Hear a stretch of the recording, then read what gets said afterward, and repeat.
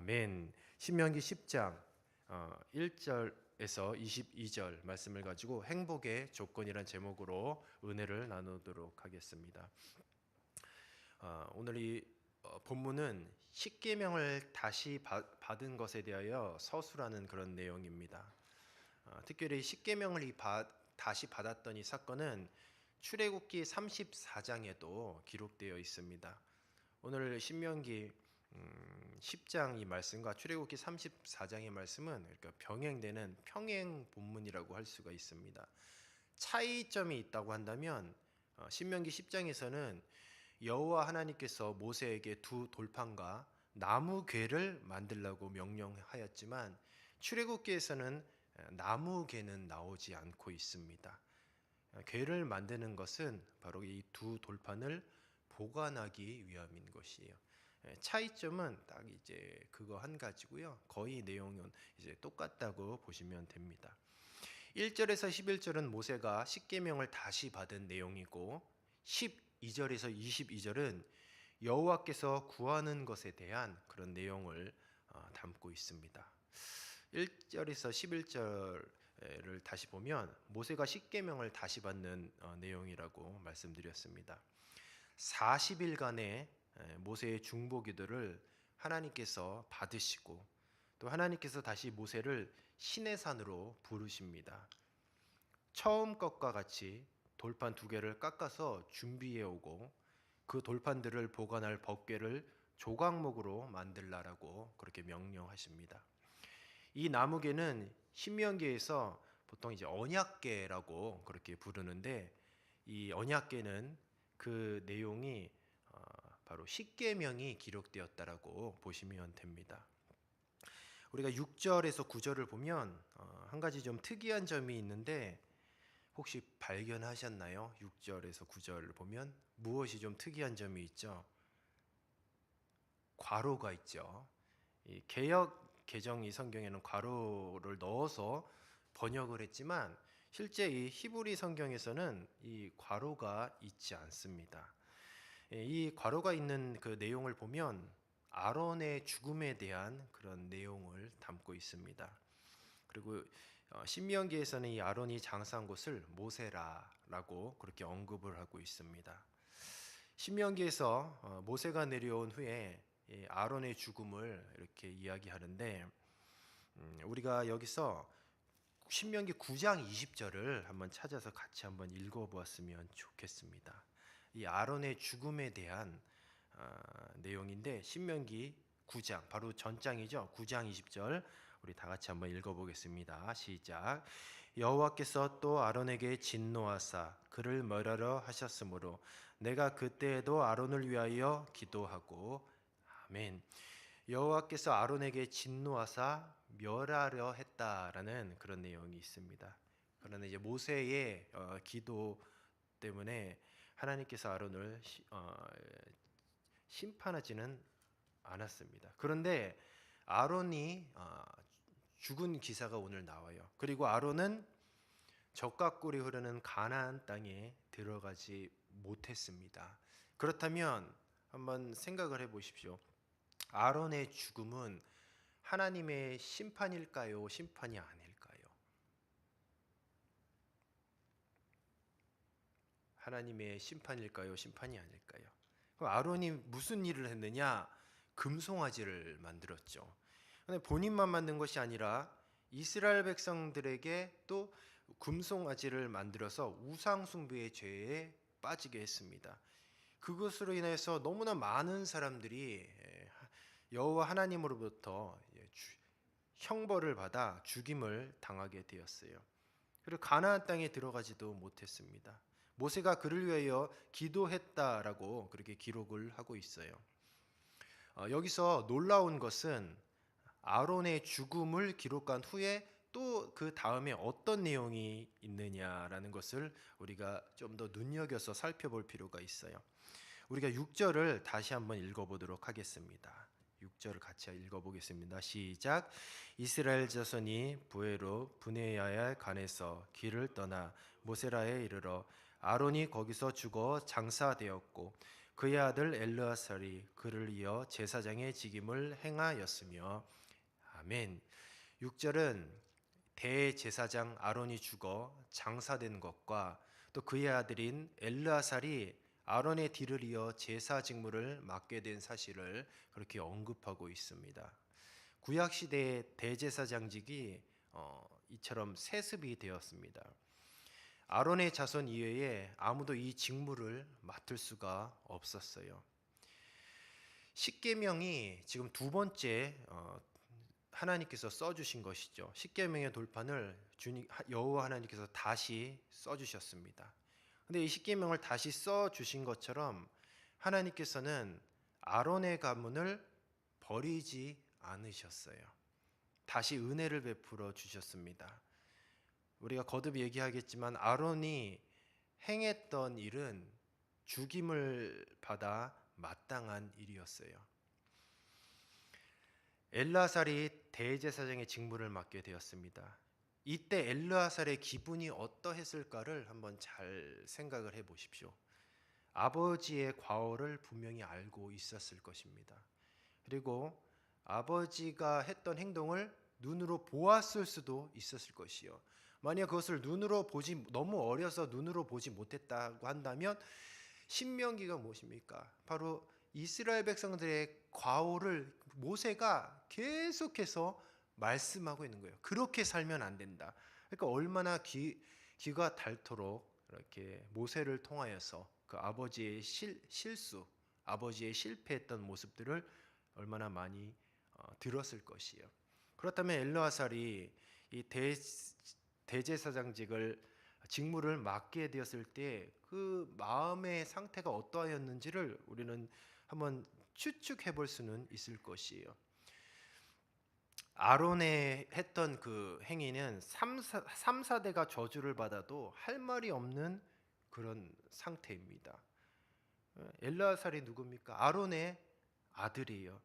그런데 오늘 이 본문 말씀을 보시면 아론의 죽음을 이제는 얘기하고 아론이 장사되었고 그 다음에 아무 얘기가 없어요.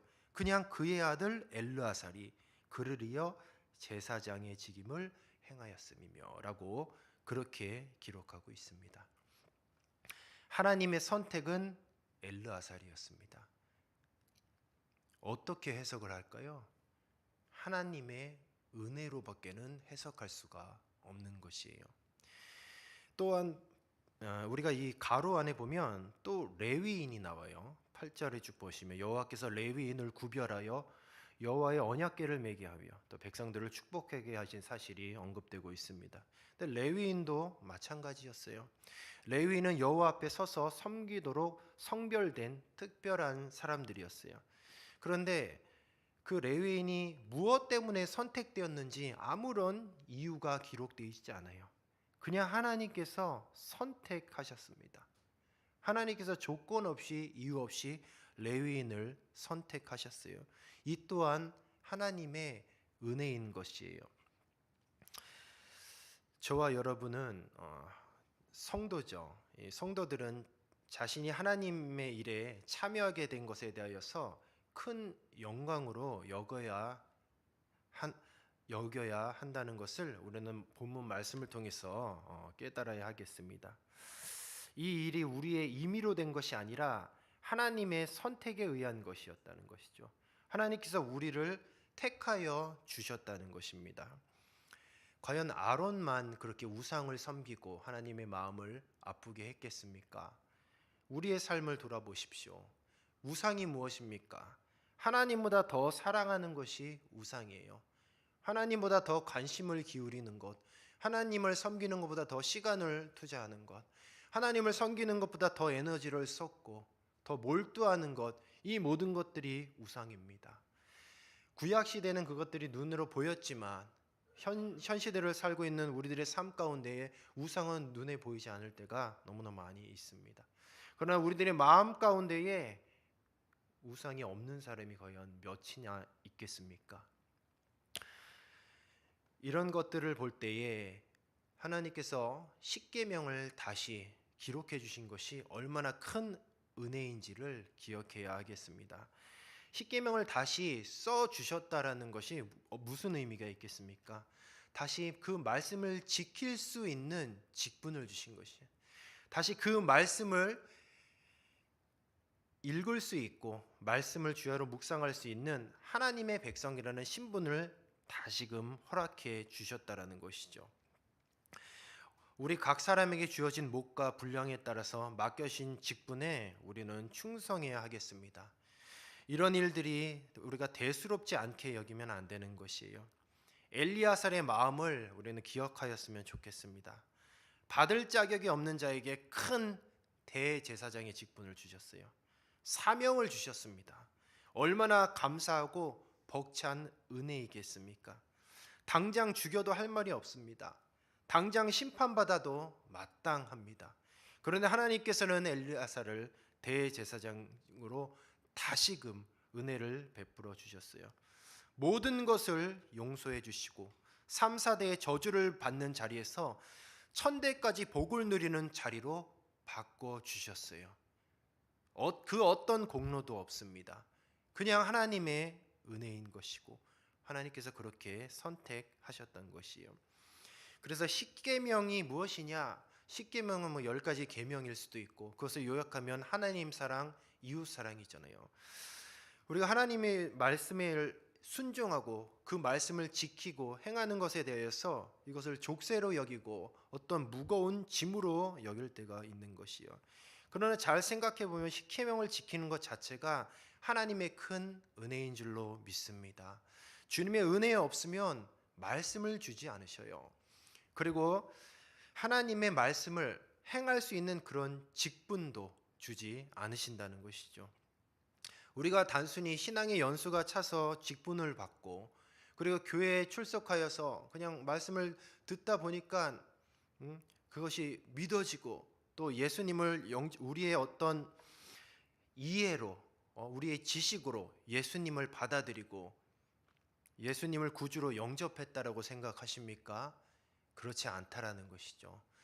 우리가 예수님을 구주로 영접하고 또 날마다 예배의 자리에 나와서 은혜 받고 이 모든 것들이 우리의 공로는 하나도 없다라는 것이죠. 그리고 우리의 모든 신앙생활의 출발점은 하나님께서 십계명을 다시 써주신 그 은혜와 같이 모두 하나님의 은혜로부터 비롯됐다라는 것을 우리는 꼭 기억해야 하겠습니다. 12절부터 22절까지는 여호와께서 구하시는 것에 대한 그런 말씀을 나누고 있어요. 여호와께서 구하시는 것은 결국 십계명이 답하고 있습니다. 여호와를 경외하고 사랑하는 것입니다. 그리고 이웃을 사랑하는 것입니다. 또한 마음을 다하고 뜻을 다해서 말씀을 행하는 것이에요. 어떤 위선과 외식, 눈가림으로는 안 됩니다. 그러니까 단순히 행동만으로도 안 되는 것이에요. 정말 여호와께서 구하는 것은 여호와를 경외하고 사랑하는 것인데 어떤 행동뿐만 아니라 마음까지도 함께 병행해야 하는 것이에요. 육신의 할례만으로 외모를 보지 아니하시는 하나님을 기쁘시게 할 수는 없습니다. 마음의 할례를 행하고 목을 곧게 하지 말아야 한다라는 것이죠. 바로 그것이 행복의 길이라고 오늘 본문에서 틀림없이 말씀하고 있습니다. 결국 여호와께서 구하시는 것이 무엇입니까? 우리가 하나님의 말씀을 지켜 행하는 것이요. 그리고 그분의 말씀을 지켜 행하고 그분을 뜨겁게 사랑하는 것이요. 근데 그것이 우리의 행위뿐만 아니라 우리의 마음까지도 그분을 사랑하는 것입니다. 바로 그 상태가 될 때에 우리는 진정한 만족과 행복을 누리는 줄로 믿습니다. 여호와 하나님께서 바라시는 사랑은 하나님만 사랑하는 것이 아니에요. 쭉 말씀을 보면 그 사랑은 사람을 향하게 되어 있어요. 특히 약자를 향한 사랑을 이야기하고 있습니다. 하나님은 사람을 외모로 취하지 않는다고 하였습니다. 하나님은 이 사람을 외모로 취하지 않는다라는 것은 그 사람을 차별하지 않는다라는 거예요. 그래서 그 백성들도 그렇게 살아야 하는 것이에요. 이스라엘 백성들은 이미 애굽에서 나그네로 살면서 무시당할 만큼 당했습니다. 그러니 나그네의 심정을 누구보다 더 잘 알고 있었을 것입니다. 그런 나그네 같은 민족을 하나님께서 전적인 은혜로 큰 민족을 이루어 주셨어요. 그렇기 때문에 주의 백성들은 이 나그네와 같은 고아와 과부 그리고 연약한 자들을 위해서 늘 하나님의 말씀을 기억하여서 정의를 행하고 나그네를 사랑하시는 하나님을 본받아야 하겠습니다. 고아와 과부 그리고 나그네를 사랑하면서 우리 하나님의 백성들 그리고 저와 여러분은 무엇을 깨달아야 되는가? 결국 이 고아와 과부는 자기 자신을 지킬 힘이 없는 존재예요. 저와 여러분도 마찬가지입니다. 우리가 죄와 사망에서 그리고 영원한 지옥의 형벌에서 우리는 우리 스스로를 지킬 힘이 없어요. 우리는 태어나서 정말 나그네와 고아와 과부와 같이 우리 스스로를 지킬 힘이 없습니다. 그냥 태어나서 죄 짓다가 죽어서 지옥 갈 수밖에 없는 정말 우리 자신을 어떻게 할 수 없는 그런 비참한 존재일 수밖에 없어요. 그런데 우리 주님께서 저와 여러분을 고아와 나그네처럼 불쌍히 여겨주시고 긍휼을 베풀어 주셨습니다. 그리고 아무 조건 없이 이유 없이 우리를 선택해 주셨습니다. 그리고 우리를 하나님의 백성으로 삼아 주셨습니다. 우리가 그동안 투덜투덜대면서 주님의 말씀을 왜 이렇게 순종할 것이 많어? 왜 이렇게 봉사할 것이 많어? 왜 이렇게 주님께 드려야 될 것이 많어? 라고 우리가 투덜투덜하는 이 모든 것들은 하나님의 은혜라는 것을 우리는 꼭 기억해야 하겠습니다. 주님의 은혜가 아니면은 예배하고 싶어도 예배할 수가 없습니다. 주님의 은혜가 아니고서는 봉사하고 싶어도 봉사할 수가 없습니다. 지금도 수많은 사람들은 복음을 듣지도 못하고 이 생을 마감하는 사람들이 너무나 많이 있습니다. 그런데 우리는 어떻게 된 영문인지 무엇이 그토록 잘났는지 알 수는 없지만 주님께서 우리를 선택하여 주시고 날마다 말씀으로 우리를 깨우쳐 주십니다. 또 수많은 성도들 가운데에 특별히 우리를 새벽 제단에 세워 이렇게 보내주셔서 오늘도 저와 여러분에게 은혜의 자리를 허락해 주신 줄로 믿습니다. 지난번 통계를 제가 한번 얘기했던 적이 있는데 한국교회 새벽기도 나오는 퍼센트가 과연 몇 퍼센트냐라고 했을 때 15%에서 많게 잡으면 20%라고 합니다. 수많은 예수 믿는 사람들 중에서 우리가 이렇게 주님께서 또 선별하고 선별해서 은혜의 자리로 불러주신 것, 이 모든 것이 하나님의 은혜인 줄로 믿습니다. 말씀을 마치도록 하겠습니다. 오늘 주님께서는 십계명을 다시 써주셨어요. 이것이 무엇입니까? 다시 용서해 주시고 또 회복해 주신 주님의 은혜라는 것이죠. 우리가 어떻게 신앙생활을 계속 이어나가고 있느냐? 주님께서는 오늘도 깨어진 돌판에 다시금 십계명을 써주시는 은혜를 저와 여러분에게 베풀어 주시는 줄로 믿습니다. 오늘도 이 모세와 같이 예수님께서는 중보자의 모습으로 날마다 우리는 아론과 같이 우상을 섬기면서 하나님의 마음을 아프게 하지만 오늘도 우리 주님께서는 하나님의 보좌에 계셔서 정말 저와 여러분을 위하여서 말할 수 없는 탄식으로 기도해 주시면서 우리의 구원을 이루어 가시는 줄로 믿습니다. 모든 것이 주님의 은혜라는 것을 깨닫는다면 오늘도 이 엘르아살의 그 심정과 같이 값없는 자에게 아무 조건 없이 이유 없이 대제사장의 큰 직분을 맡겨주신 것처럼 우리도 모두 다 제사장이잖아요. 왕 같은 제사장. 얼마나 감사한 일이겠습니까? 모든 것이 주님의 은혜입니다. 그 은혜를 기억하셔서 오늘 하루 여호와 하나님을 뜨겁게 사랑하시고 그리고 주님을 알지 못하는 귀한 생명들에게 고아와 나그네와 같이 그런 영적인 고아와 나그네를 살리는 저와 여러분이 되시기를 주님의 이름으로 축복합니다. 이 시간